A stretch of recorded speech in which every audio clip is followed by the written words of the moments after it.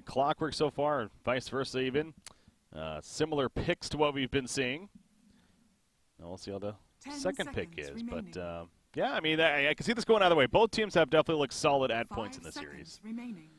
They have, and both their drafts also have been pretty solid. I can't really say that at any point there was like, the biggest thing I could fault is just the Alliance. The Alliance Enigma pick, but I'm actually not sure if they picked it into a Kunkka or if Kunkka was picked first.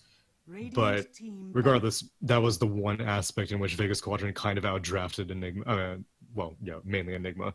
Can't even say Alliance as a whole because the rest of the heroes were doing pretty fine, but just the fact that such a big team fight ultimate was never really able to find its place in the game was a big hamper on Alliance's capabilities that game. But this game, they are going to be putting Limp on a Shadow Fiend, so it's a hero that we haven't seen throughout the series, and a hero that I actually don't see too often in general. Definitely a hero that I very rarely see first phase, but I have never known Alliance to be able to, they march to the beat of their own drum when it comes to drafting, and sometimes it works, sometimes it doesn't. I'm sure Alliance fans are hoping it comes out with a positive result for this draft. That would be the game plan here, and Limp Shadow Fiend definitely is something that's of strength, and of course they already got the Shadow Fiend Clockwork combo. Of course, the adding up the souls from the beginning, indeed, as long as they execute it, which they practiced once or twice before, so I assume he's going to do a good job of getting those initial souls and then setting up the middle matchup pretty nicely as a result. So, yeah, it's kind of already invested into that idea at least. They're going to ban out TA so far. That's what could have been a potential middle option to go up against the Shadow Fiend. We'll see who else comes to mind. Maybe something like that. I wouldn't be surprised if Vega ban out Ogre, or if they don't ban it out, then I wouldn't be surprised if Alliance go for Ogre, because Shadow Fiend's definitely a hero that needs that babysitting mid, and obviously Bloodlust is excellent whenever you put it onto a Shadow Fiend, and Alliance did pick it in game one, but they ban out one of the hardest matches for SF, which is that TA, and I would guess that the rest of their bans will likely be oriented towards giving Shadow Fiend a good lane. We haven't really seen too much Invoker, but Invoker's not necessarily like a strong laner against Shadow Fiend, but just heroes that are high damage, and so yeah, ban out the Lina as well. There is that Lina ban. So now Vega Squadron getting that third pick. Do they get the response to Shadow Fiend now? Their matchup even, or do they wait for that? You talked about the idea of the Ogre though for Alliance.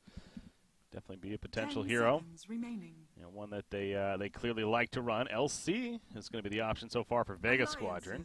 Okay, so that justifies the Dazzle ban, but then it seems that Vega Squadron is not too concerned about their mid matchup. They still have plenty of options, and if they wait for the very last pick, then they're risking one more phase of bans for Alliance.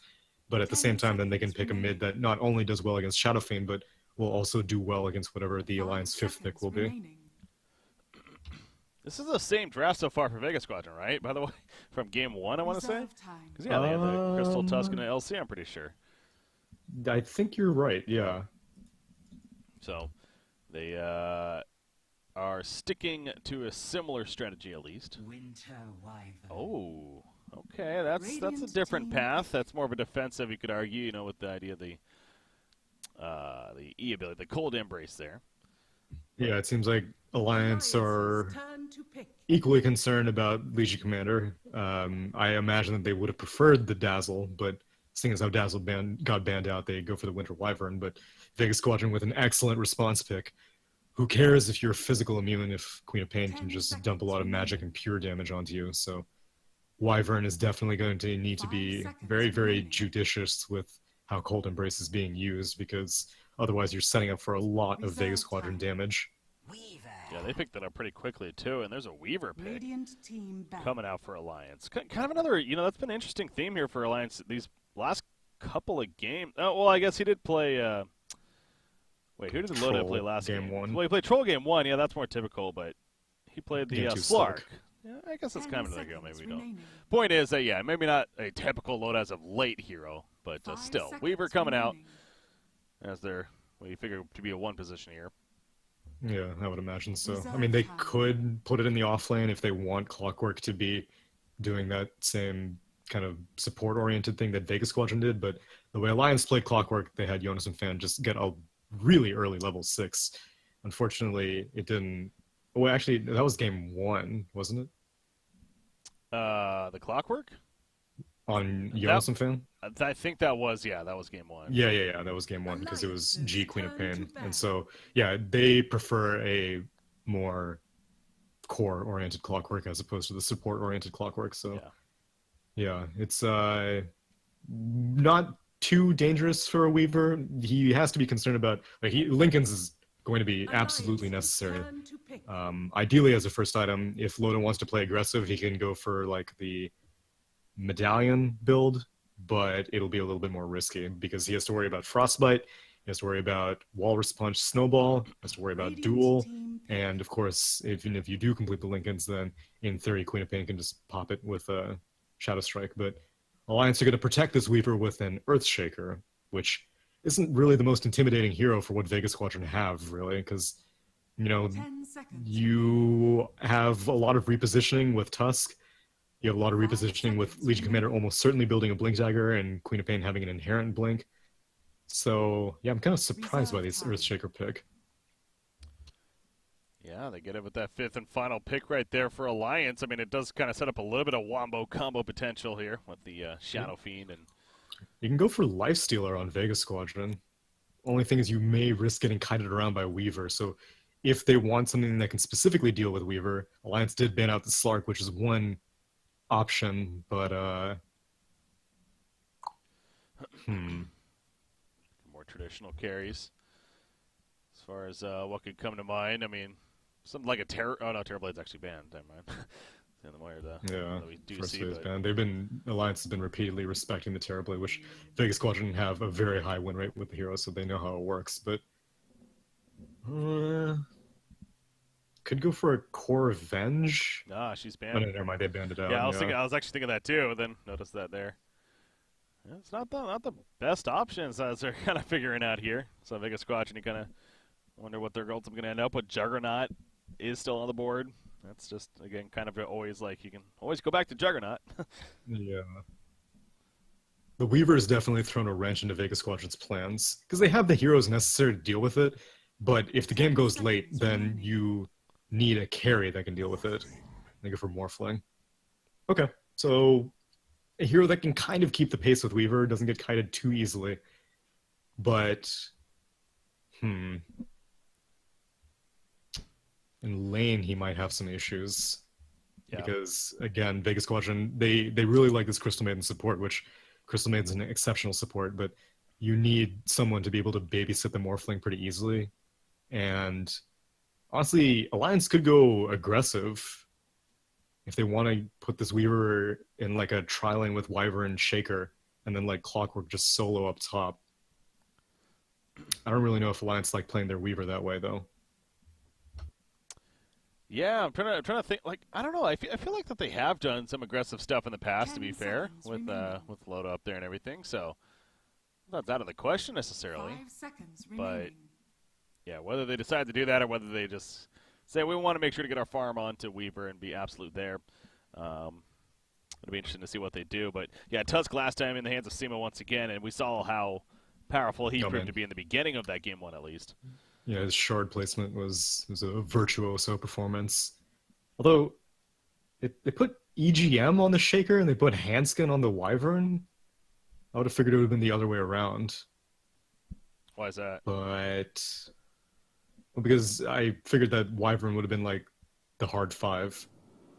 And so that's usually EGM's role. Yeah, I feel like they kind of swap depending on the hero quite a bit. Maybe even more than other teams. So, but whenever it's like this, like, you know, medic-oriented support, like Dazzle is always EGM, and so I figured Wyvern may have been in the same field. But you know, I'm sure they've ironed it out. They didn't pick the search chicken. They're like, oh crap, who's gonna play it?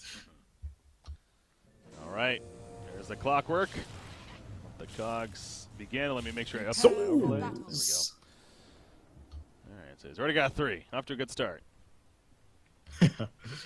Yeah, I've seen many teams fail it, so it may look easy, but it does take some coordination. Yeah, because you need that initial attack right before. You're all like 9 o'clock, 12 o'clock, 2 o'clock. Yeah. You have to attack the same one. Wow. 6 denies on the Shadow Fiend. He's so good. So good. This Earthshaker, meanwhile, him and Tusk ran into one another. Earthshaker already got his vision down, though. He got here very quickly. One in the middle, one blocking the pole camp. Bottom down there. Back over to Shadow Fiend. He's going to get 12 here. I'm surprised that they're not invading. Like, you know that this strategy is going on. You don't pick Clockwork and Shadow Fiend and don't do this. And so Vega Squadron get a little bit of an opening if they want to invade aggressively. Yeah. Which, they put one fairly aggressive ward down in the Dire offlane, but they're not going to contest any of the runes. It looks like they might be going aggressive, just not in the way that I figured. They might be sending Weaver to solo up here. Okay. And then letting a Shaker, Wyvern, Clockwork tri-lane together. Yep. Oh, but trying to get it still. Flushing the top lane up here, but Sioma tried to go for the read. So, no, they're actually going to come up here. Never mind. Yeah. Okay, so not an aggressive try, but still a tri-lane. I wonder if they're waiting to see if anything from Vega Squadron is going to happen as far as lane changes, but no, it's pretty standard again on their side too. LC just solo up the top lane. Of course, Crystal here to babysit the Morphling bottom, so lanes end up being pretty safe on either side, although it's going to be Earthshaker and Tusk roaming around and roaming into each other. Early on here, Winter Wyvern pops that Arctic Burn and going to start allowing the harassment to begin. Seaman runs right into them. Wow. That was the wrong side. I love that hammer and sickle formation that comes every single time these two heroes are in the game. Yeah. That's pretty funny, actually. Well, that's if that hits on the other side, you know, maybe that's a different story right there, but it did not, so he walks away. But again, Loda. They have it again. Oh, but yeah. Afterlife is fast. That overwhelming odds, giving 30% more move speed, just a little bit out of range for EGM. Which even then, I'm pretty sure Afterlife would have just eaten his way around, but yeah. Yeah, it's got to be frustrating if you're a Shaker. I'm surprised that EGM didn't go for more focus on mid, because like G was holding on to his first skill point, and so you don't know whether he'll take Blink at 1. And so in that situation, then you know your Fissure Block would be unsuccessful. But he went for the Shadow Strike onto SF, and SF had a lot of bonus damage. So if you get the successful Fissure Block off, and Queen of Pain has Shadow Strike, then you can deal a lot of damage early on. But instead, putting more of a focus on the top lane, didn't get anything, unfortunately, and now Queen of Pain has Blink at level 2. Oh, Arcane Rune going to spawn. Tusk will gladly take that. Ice Shard's caught immediately, but unable to block Jonas Van. We saw what happened in that game 1. He had some nice plays with that, but so far, he hasn't been able to be as effective earlier on. He's going to do some bounty run control, though, just like he was once again in game number 1, so nice job there. But Clockwork back to the bottom, and almost level 3 himself, so yeah, Jonas Fan, it seems like he's doing just fine down here, as we almost expected in the offlane. Yeah, but at the same time, Morphling is doing better than fine. Has 8 last hits on top of Weaver, and it's because Loda's been spending a lot of time going aggressive on Afterlife, but you know, you're going to have to keep the pace with the Morphling, because the Morphling will outcarry a Weaver. Top lane, Afterlife. Oh, gonna take some overwhelming odds. Wait, no. Did I see that right? Did he use a Splinter Blast on LC? I don't know. He may have. It would have been unfortunate because the creep wave was right there, but yeah. That was interesting. Anyways, he's going to find him over at the jungle, and he's going to use it right here just to simply slow him, I guess. But not going to be nearly a kill. Yeah, that's, I don't know. That seems odd. Like, why is he doing that? Oh, well. Seems like a waste of mana. But either way, this Legion Commander is getting a lot done. And this is the, like, what the Earthshaker is not really getting anything done. EGM is still level 1, 3.5 minutes into the game, hasn't had any successful Fissure Blocks there. More importantly, has not created pressure. Like, sometimes when, you know, Earthshaker's off the map, you're like, oh, I have to position myself a little bit more carefully. But Morphling has Waveform, so he's not concerned. Legion Commander has exceptional move speed, and they've already failed 2 gank attempts on her. And mid, Queen of Pain has Blink, so Earthshaker is having a real hell of a time trying to get something done in this early game. Surshake going at it with LC, going to stun him right as the bounty responds, so good timing there from EGM, and he'll pick it up as a result, so well played. Mid lane, Limp. Tusk isn't level 2 yet, unfortunately. Nope. He needs to sap it off of this creep. If he can get this creep, then he'll hit level 2. Smoke's going to be wearing off, though. So oh god, he to was get in back range. before. So yeah, we'll remain still barely level 1 here. Regenerate bought him. Crystal Maiden. Just going to simply protect it for now, but... Look at that, zoning out an Earthshaker. You get away. Yeah. You get away, this is my room. Regeneration. All right, maximum efficiency there as Oh middle my lane. G goes gosh. down. I had my eyes on it, but I wasn't even processing that it would be a kill. I did not, unfortunately. So, Well, you just basically just missed raises and a Queen of Pain standing in raises. Wow. Okay. So Limp gets a massive boost out of that. yeah, he's already had a decent start because of the Oh, nice shards. We're going to shards him. He's pissed off his Queen of Pain. Wants a revenge, but EGM going to prevent that if anything. His intimidating factor keeps him away. What? Meanwhile, What the bottom hell? lane. What? This is where the detours come out, and I get called a shitcaster because How the hell does that even happen? He doesn't even have that much, like, he didn't go max agi or something. He had, you know, basically like 75% agi. He must have, I mean, like, the only situation in which that happens is because Morphling was going aggressive. Now Sioma might get vengeance, gets the vision. finds him. Nice shards, not blocking him though. The Orb of no. Venom. It's not going to take him down. He's fine. No. I don't know if that shard actually did damage or if it just repositioned him. I don't think it dealt damage. Winter Wyvern bottom lane. Meanwhile, he's dealing with them. He has the Arctic Burn up, and now he's trying to run away. Without the Splinter Blast, gets a turn kill on a Tusk right before he goes down. I mean, Splinter Blast actually does some decent damage. Level 2 now. Now Clockwork's back. Oh, yeah. Waveform up in 1 second. Get him first. Battery salt's up. He's going to have hook shot though after a couple of creep kills, but I don't know if it's going to happen quick enough. Yeah. Not worth it. I mean, just the fact that he's managed to get, yet again, Jonas and Fam impresses me with how much he's able to get done. I mean, he got a solo kill on Morphling, so that's definitely, like, a big part of it, but still, like, I don't know how he does it, but Clockwork does not really have this easy of a time. Jonas and Fam just makes it look easy. Radiant's middle tower is under attack. See, once again, Limp applying some good pressure. It doesn't get the kill this time around on Quap, but launches those raises into the trees and gets her to blink away very defensively. So Quap all the way back at base, actually. And you see what she only has 2 null talismans. She's still even trying to work on that bottle here. Dire's bottom tower He's is having under attack. a struggle, to say the least. Meanwhile, on the other side, Shadow Fiend almost has his full power treads finished. At this rate, they're setting up middle because of this, though. They want to really slow down Limp. Understandably. SF has an illusion rune, and Jonas and Fan is in position to turn it around. Oh, no. So if they go in, hook shot, wants to find G. Yeah, this is interesting. There goes the ice shards, but actually Jonas Fan will catch G, and the support's like, wait a second, I thought we were the ones playing aggressive. Crystal Maiden goes down, poured in, overwhelming odds hits, but not doing the most damage. Splinter Blast comes out, and the real you wants this kill. He gets it, but at what cost? Down goes Morphling, maybe, press the attack to help him out. He has a waveform also going strength, so he is going to be fine, actually. Oof, that's Morphling for you, but big picture, Alliance comes out on top there for sure. Yeah, unfortunately, Hanskin had no points in Cold Embrace. Went for 1 in Arctic Burn, 2 in Splinter Blast, and was almost level 4. Could have maybe saved the Clockwork. I couldn't agree more, EGM. 4 heroes disconnecting is a bit of a problem. That's so clutch.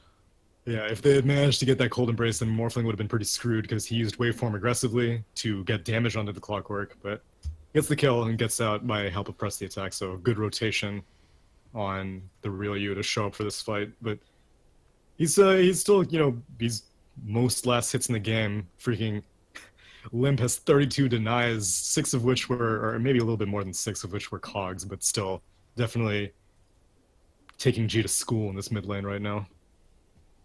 Yeah, I want to say at least, 15 would have been denies then from the beginning there. So, but even with that in mind, yeah, 40 and what would that be, 17 as well. So yeah, he is definitely doing a great job here in the middle lane once again, and looks like Olaf Vega Squadron back online, ready to go here. Yeah, that was one of those where you know that they're landing kind of deals. Radiant's top tower Just like a is under hiccup here, attack. as a lot of these teams are, though. In fact, Alliance, I think it's the same story. They're boot camping, they're grinding it out in their house here in Sweden. As well, they should be. These tournaments are very, very important, and well, both of these teams definitely are by no means guaranteed to be invited to any upcoming tournaments, so they need all the good showings that they can get. Well, especially too with Alliance, you know, obviously the recent news, they got invited to the Star Ladder. It was kind of a last minute yes, thing. that's right. That's just another thing that they, you know, look forward to here. That's one of the main reasons why they dropped out of the Dream League, as we were mentioning earlier. Unfortunately. But anyways, back to this game. LC, phase boots, he's trying to finish those. He's kind of sneaking up slowly. Oh, but EGM has his moment. there we go. His moment is filled again, unfortunately. Dire's I bottom mean, tower like the Fissures missed do look bad, but chances of the Legion Commander dying are pretty slim regardless, because he has Quelling Blade. There's no real way to get a full block and block out the trees, so Legion Commander just can turn around overwhelming odds and then just sprint out. So it's a difficult kill, but EGM has no one better to kill because, as mentioned before, Quap has Blink, Morphling has Waveform.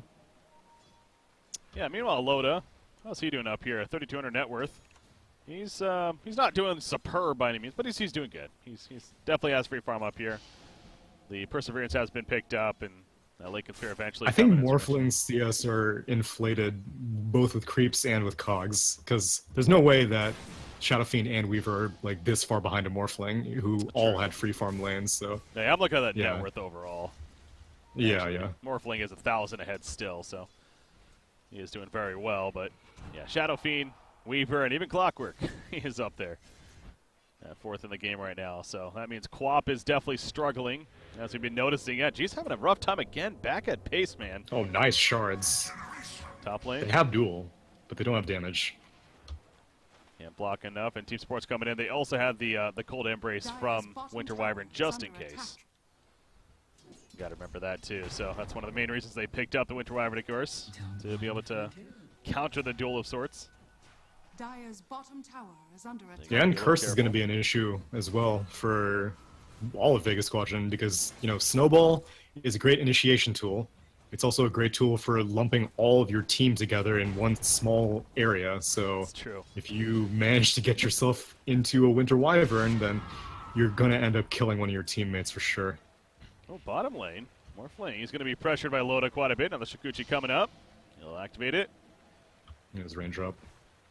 Yeah, Morphling's going to be fine, but take a lot of damage, and he's Wow. actually going to TP out even. Jeez. Well, he has a replicate, so he can just come back after he regens, and he's going to come back, get himself a bounty rune as well with this Weaver illusion. So, yeah, Morphling is, like I said, it's difficult to keep pace. Oh man, he's transforming a lot of Agi, and Jonas of him is invis. Oh, right on top of it, but now he's going strength. And he'll be fine. He has a magic wand even, has support coming over, but the Cog's going to block them. He's going to kill some of the Cogs in the process. Now he's- Snowball coming in, but Jonas of Fan going to hook Nice. shot to the neutrals and get more distance here.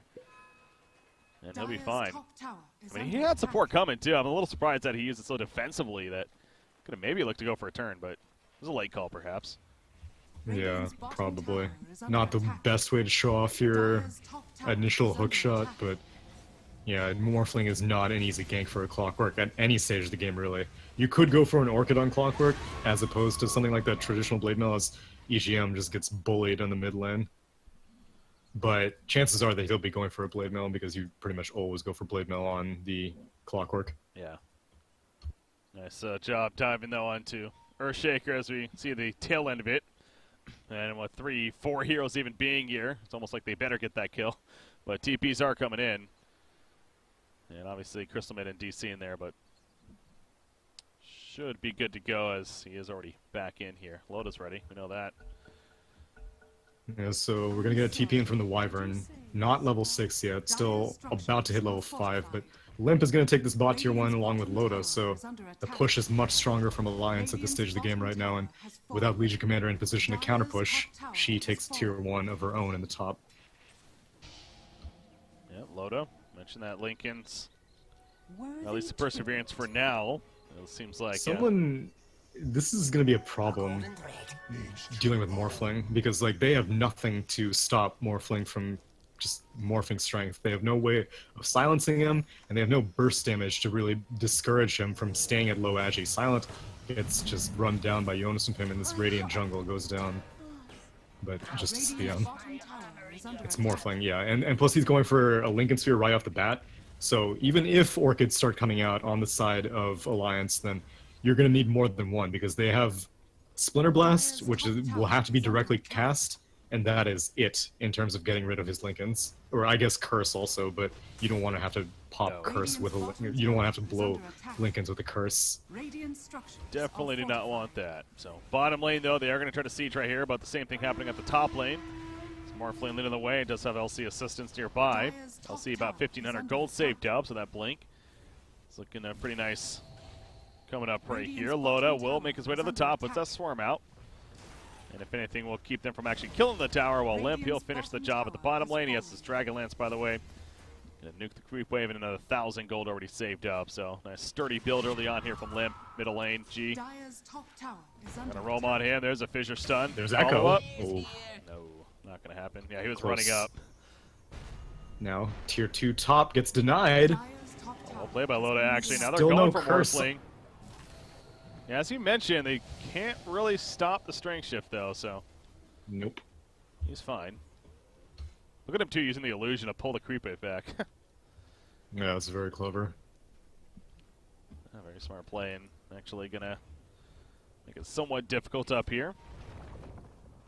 Earthshaker. This is kind of similar to that one Legion Commander game that we had seen. I don't remember which team it was, but oh. Clockwork. Kind of screwed. He went for the hook shot. Can still go for it. Yeah, there he goes. Actually, now Morphling is in a little bit of trouble. They do get the one guaranteed on Sema, but you get in the second one of Morphling. That's a much more difficult one. So he'll get out, but nice turn, actually. This will do nicely. Yeah, sorry, initially I was saying that this Legion Commander is just babysitting this Morphling, which isn't entirely necessary, but it's similar to that other game that we saw with the Anti-Mage Legion Commander combo, where Legion Commander was kind of sacrificing her own farm to make sure that the one position was just... Oh, Crystal Maiden mid lane. Nah, she's Hookshot's not up, though. And it makes sense. Legion Commander, like, even if you get Blink duels, there's not really going to be very much follow-up since G had such a tough time in the mid lane. If G had a better start, then you'd be probably putting more priority in finding some duels and stuff like that. But right now, G's playing recovery, Morphling's getting larger and larger, and the supports of Vega Squadron are also getting a fair amount of items as Crystal Maiden is working on a Midas, a long ways away from it, but the idea is there. And meanwhile, Alliance are going to go for Roche as we get yet another disconnect. Yeah, as a team, they had that one earlier, but this is a third one out in Crystal Maiden, so clearly something's going up.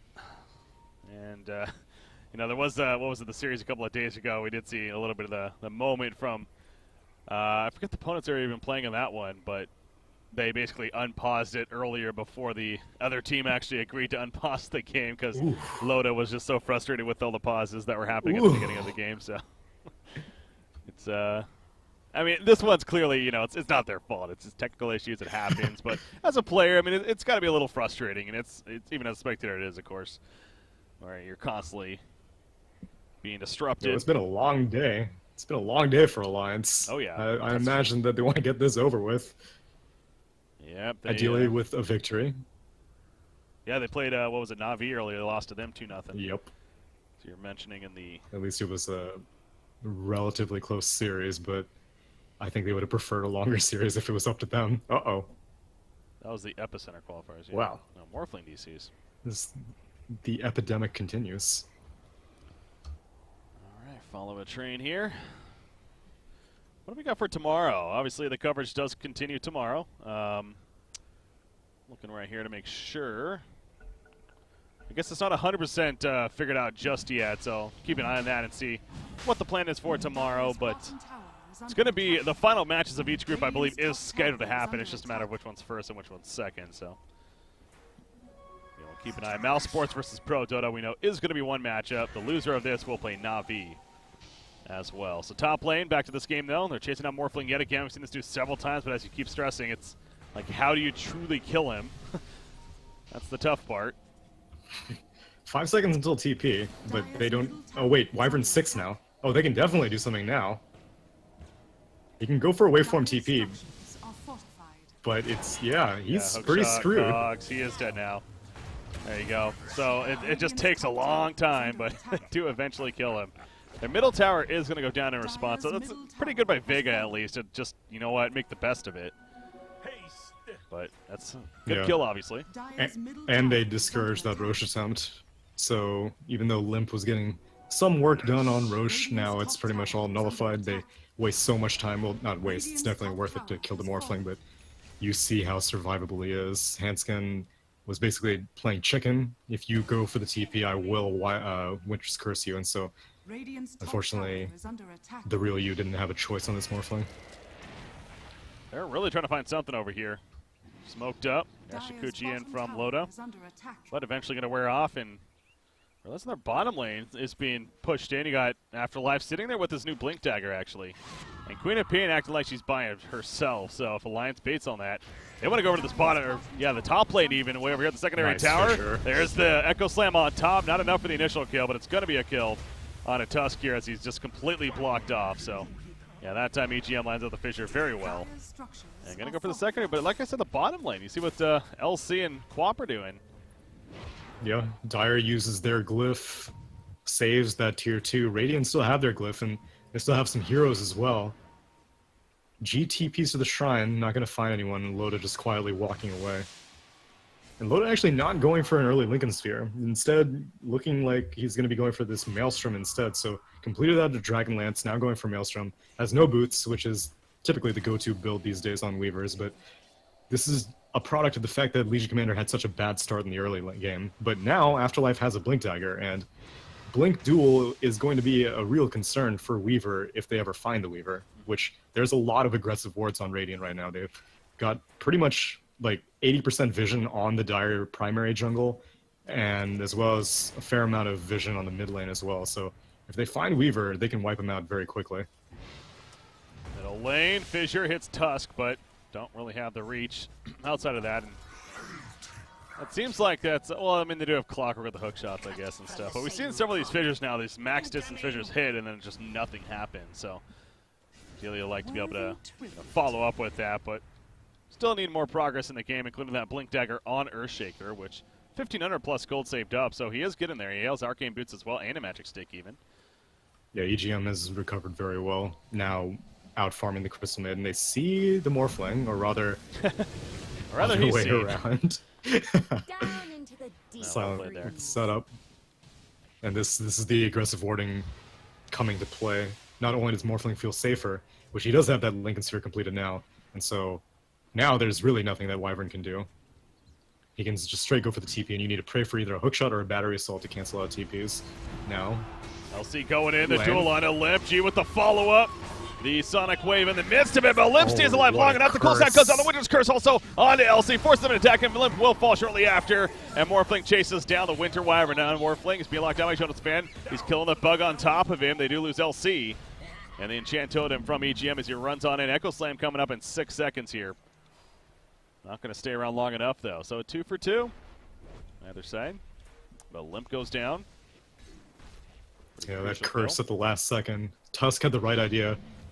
Legion Commander went in for the duel onto Shadow Fiend, and G immediately followed up with a great Sonic Wave connecting on both the Winter Wyvern and the Shadow Fiend. But Shadow Fiend is very, very tanky. He's #1 net worth, and he's gone for tanky items. He got the Wraith Band, Strength Power Treads, Magic Wand, Ulti Orb. This is not a damage-oriented Shadow Fiend. It's one that knew that he was going to be taking a lot of harassment. So survived the duel. Ended up dying in the end, but still, Vega Squadron had to commit more than they wanted to. Morphling had to actually spend the waveform to finish off the SF, and as a result, they weren't able to do anything else after that duel ended.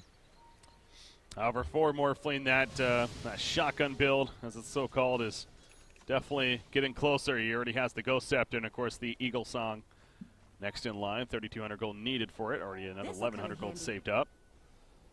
So that's bound to happen here in the near future. And another tool that Alliance is going to have to look out for as the game progresses here. But overall net worth, it is very even. Of course, Morphling has the lead, but Limp, he's keeping up there. What did he go next, by the way? He gets an Ultimate Orb. Okay, he's going for his own Lincolns, yeah. Onto Shadow Fiend, that's right. You mentioned that Weaver decided to pass that up, but He was going to be going for it later, but I definitely would not have guessed that Limp would complete a Linken's before the Weaver would. But that just goes to show how good Alliance have been at protecting Loda. Even though they have all these aggressive heroes on Vega Squadron, Loda's never really been under threat. Every single fight that Weaver has been taking has been on his terms. And there's that Lincoln's finish now. On to Shadow Fiend, and we need to come into play down here at the bottom lane because Morphling and Crystal Maiden are waiting by patiently. Oh, but Morphling goes in, replicates on a Crystal Maiden illusion, and kills off the Earthshaker right off the bat, but now you're in really deep. Yes, he is. He is dropping the strength shift. It's not going to matter. Gets the kill on Earthshaker, but it comes at a massive cost. Shadow Span cannot land the hook shot, unfortunately, so the follow-up is not there. To go for more, Loda looking to chase on the uphill. Not going to be, though. Yeah. Not the Morphling is at the bottom lane. I thought they were setting up on a Limp, and then all of a sudden he appears mid and dies as a result, unfortunately. Yeah, he was not expecting that quick of a reaction from Alliance. Thought it was a free kill. Was most certainly not. Now we'll see if Vega Squadron can contest this. They definitely don't want to have to buy back Morphling. So if you lose the Roche, it needs to happen in the next 20 seconds. Alliance are kind of getting a little scared, though. Yeah, it's a lot of poke damage coming out here. In fact, Loda is hitting low. Oh, wow. That's a Sonic Wave. Just something hit it back here. Meanwhile, hook shot. The cocks go up. Afterlife. He's caught with a Winter's Curse activated on a Tusk right there. And the Roshan is going to die. Limp picks up the Aegis. And the Cold Snap on top. Not the Cold Snap. The Cold Embrace on top of him. Keep him alive as Tusk will fall in the midst of it. So Limp, he still has an Aegis, remember, cleans up on a Crystal Maiden. They do lose Weaver in the midst of this as now Morphling's back, but the Echo Slam right on time to lock him down. The Strength Shift is enough for the Ghost Scepter up as well. Barely keeping alive. Another Waveform comes up, and he will survive in the long run. That's big for Morphling. The fact that he gets out of there. But now G, he's still standing on his ground. He might regret that, however. He definitely does. Well played by Alliance to finish there. And they keep the Aegis on Shadow Fiend. I think it's the big key. And that was even like a suboptimal fight from Alliance. They used the Winter Curse and Limp let go his Requiem while the targets were cursed.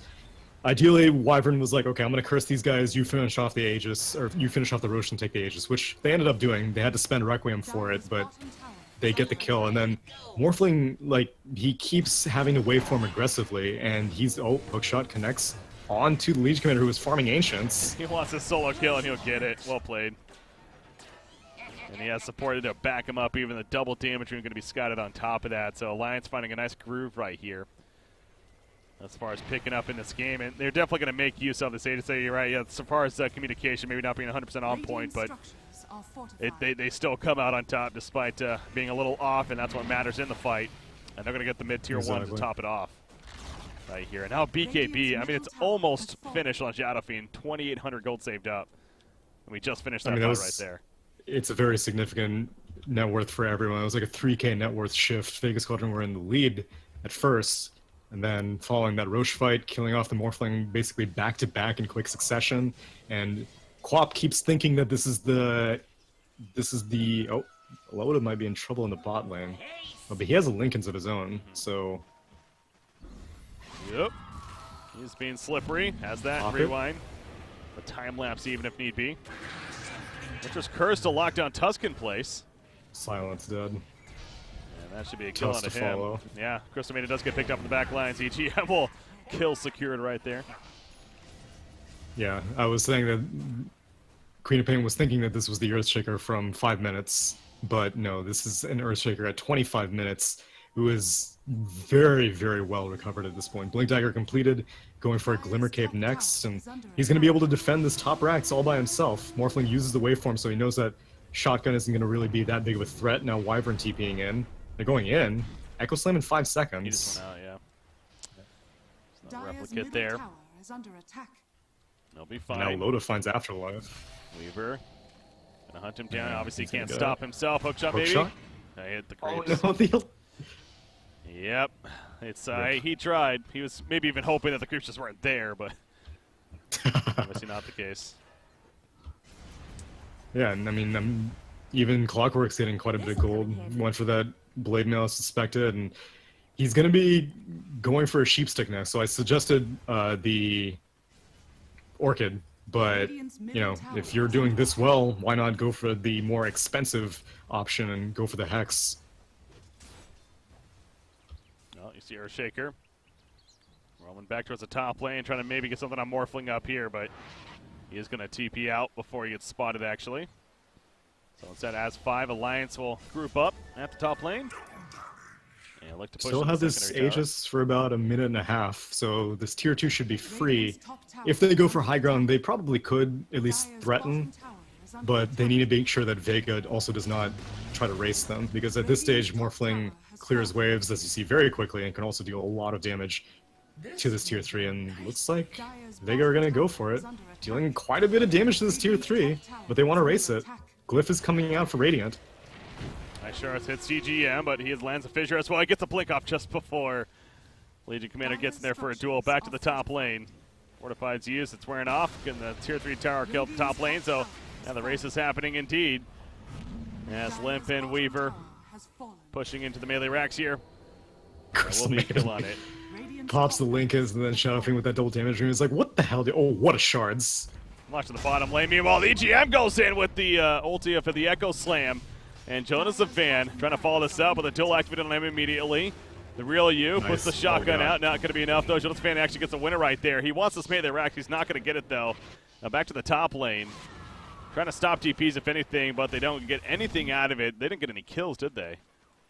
No, you really need the Morphling for damage. They tried to go in with the Legion Commander and the Queen of Pain, but they were stalled out by a curse, bought the Shadow Fiend enough time to escape, as well as the Weaver, and yeah, that worked out. It's not too dramatic. I mean, yes, a melee Rax did go down on the side of Vega Squadron, and unsuccessful by Vega Squadron pushing into Alliance's melee Rax, but very, very weird, because both teams have great team fight.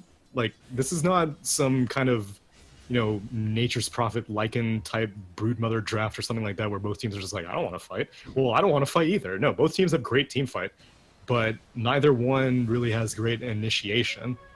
Alliance is the best option with Hookshot, but, you know, if Jonas and Fan considers to be in their best interest to go for the attack rather than the defense, then they come out on top with 1 Rax. Worthy tribute. Through the Radiant jungle here is Alliance, and going to take out a Shrine now, so obviously they have the tier 3 dead, but so does Vega Squadron, so tempting to maybe do the same themselves. Oh yeah, they already got the Shrine over here.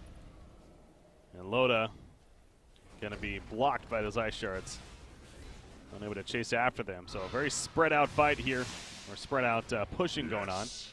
Both teams have basically just been mirroring each other this entire game. Like, even the outer tower pushes have just been like, okay, you guys can push tier 2, well, we'll also push tier 2, which is what happened during this top and bot tier 2s, but eventually a fight is going to break out, and it will be one with a lot of items being used, because these teams have just been banking quietly, not really been debuting anything too significant, but it's going to be a 5v5 engagement eventually, and it might be here in this top lane, although Morphling is not there, so never mind. Oh, they're going to try to chase them out, EGM. Just use this blink. We're down here. Shikuchi forward. Will spot Crystal Maiden, but doesn't do enough damage before she TPs out. So good retreat again, and yeah, a lot of evasive maneuver happening. Seems like more so on the side of Vega constantly. Preventing these catches from being successful. As there's now a Hurricane Spike, though. Finished in full for Shadow Fiend. So as I had to go with his BKB and the Link-ins. You could argue a very defensive build on Shadow Fiend. Oh yeah, for sure. It was even shown by his early game items. Like, this was just his plan from the start. Let Weaver go full glass cannon and let the Shadow Fiend soak up most of the damage. Now that Weaver has completed that Lincoln Sphere, then he's feeling pretty safe, especially if they need a second Lincoln Sphere. They have Limp's Lincoln Sphere, and he can afford to give it up, as now Morphling is in really deep. He has a more replicate, so yeah, that's good. That's, all right. Very scary maneuver there, but I guess there was really no reason for him to be afraid. I mean, he's been, like, polishing the shotgun for, like, the past 15 minutes and just has not been able to use it on anyone, so I can understand why the real U is getting a little itchy, but yeah. It's game 3. Gotta be careful. Missed the hook shot there. Just to the left of him. Spotted him with the flare even as well. Weaver is going to spot Morphling. Again, with the hook shot being down, though, don't know if they're going to really be able to chase down Morphling here. So he gets a little bit of damage off, but going to try to cut off Crystal Maiden. Oh, boy. Yeah, it's Arcane Rune from Weaver. He has like no cooldown. Meanwhile, Limp kills off Afterlife. Oh, there you go. Way at the top lane, and Weaver's like, oh, hey, range tracks. Yeah, that's a backdoor protection, though. But yeah, way up here, they kill off Lifestealer. And then back to Loda. He's going to scoot on back. Afterlife. Not Lifestealer. I think you said Lifestealer. Oh, did I maybe? Oh, yeah. Yeah. It's been a long day. It has been a very long day. Game 6 of the day. And these teams are not making it feel like it's any shorter this Yeah. game. This has been like some of the most methodical play we've seen all day, and I mean, no team has really been making mistakes, so that's working. But it's definitely a far cry from the bloodbaths we saw earlier in the day. I was going to stress about Shadow Fiend, again, that level 20 talent for him, how much of a steroid ability that is. The +2 damage per soul, so he's that much more deadly here. By the way, the courier got picked up. I didn't even notice that earlier. Nothing was on. Oh, yeah. Not the biggest deal, I guess. But Weaver's going to find again more Oh, flame. that's how they killed the Legion Commander. Legion Commander went for the courier kill, and then they promptly returned the favor. That makes more sense then. Well, Morphling continues to kind of push out, has that replicate up though, and then gets out as soon as he feels the pressure.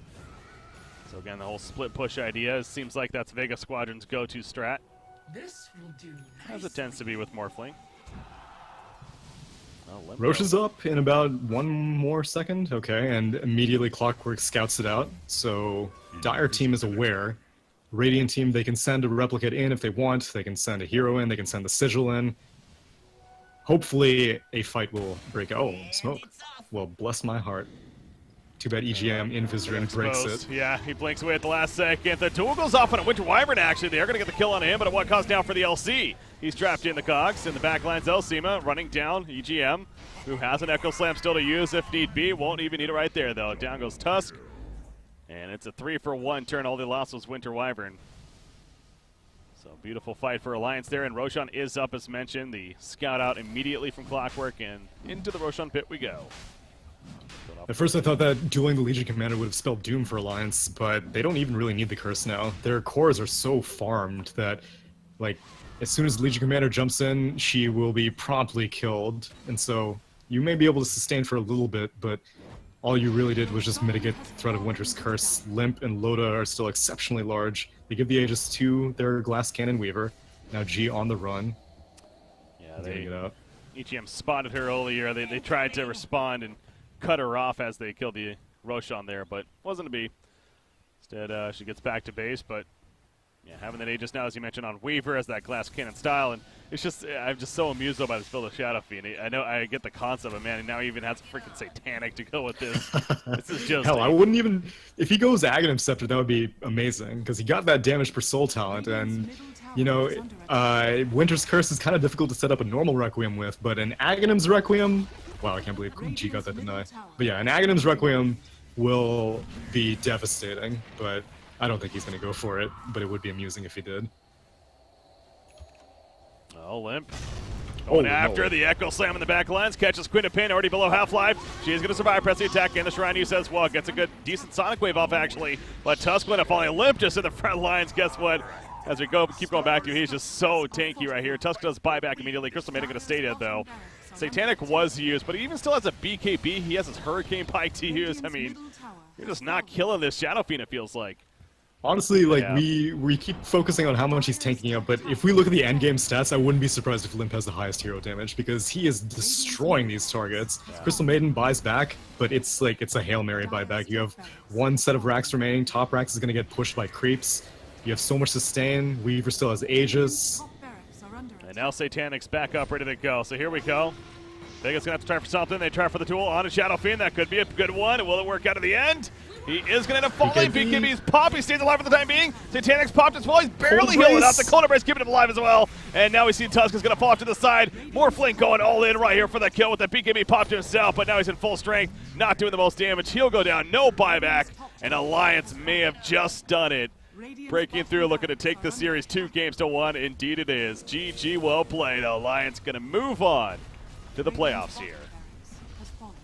Very well played. Their draft was exceptional. I thought that Morphling would be an issue, and it was an issue in the early stages of the game, but all they did was needed to hold out. And if you look at the score, you're like, of course Alliance had this. It was 9-30, but like 10 or 11 of those kills came within like the span of 5 minutes. So Alliance were biding their time, and they seized their opportunity and come out on top of this pretty long series, but a series that they definitely needed.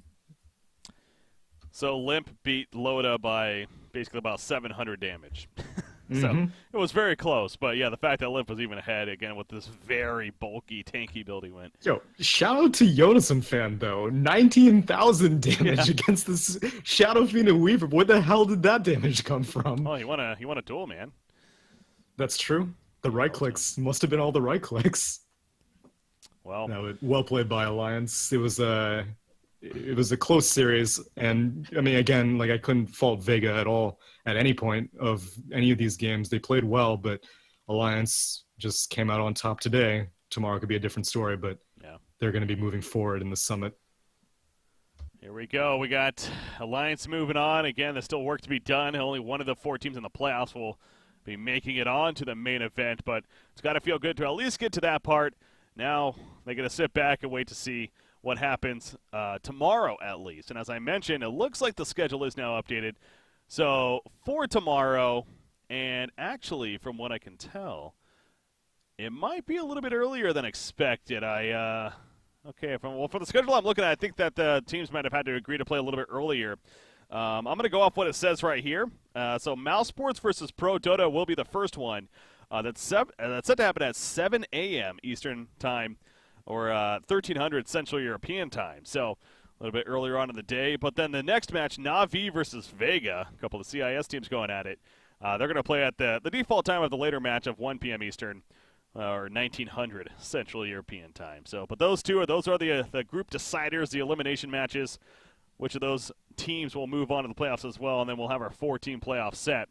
Again, only one team ultimately make it to the $100,000 Summit 7 LAN here. So, been having a lot of fun covering the European region so far, and look forward to continuing on through the week, into the weekend here, where on Sunday will be the finals to determine that team, of course. But Tsunami, our day for today is wrapping up. You have any shout-outs, any final words from yourself? Shout out to all these teams. They've been going through a freaking meat grinder of matches, and they're still, persisting through pauses and disconnects and 60-minute games and all that business. So it's you